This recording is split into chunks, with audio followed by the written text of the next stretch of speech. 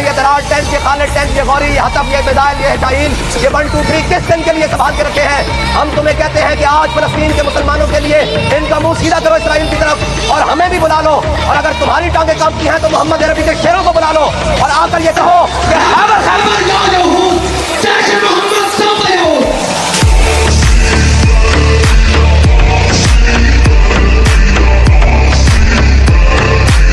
बैठे हुए कह रहे हैं हम जंग छेड़ के रखते हैं। मैंने कहा नहीं, आप हमें मजाक उड़ाते थे कि मौलवी हलवा खाते हैं, हम आपके लिए देगे पकवाते हैं हलवे के, आप हलवा खाएं और जो आपको मराज और आपको जो बजट और जो असले हैं और जो गलतियां हैं वो हम गरीबों को पहनाएं। हम चाहते हैं फलस्तीन। कहते हैं मौलवी क्या करेंगे, लब्बैक वाले क्या करेंगे। मैं कहा अजय तो सिर्फ कुछ कीता नहीं लता लता कमरियान जो कुछ कर देता था। फिर हमने ये उस निस्बत से रखा है, सलाउद्दीन अय्यूबी की निस्बत से रखा है। सलाउद्दीन अय्यूबी ने वारिस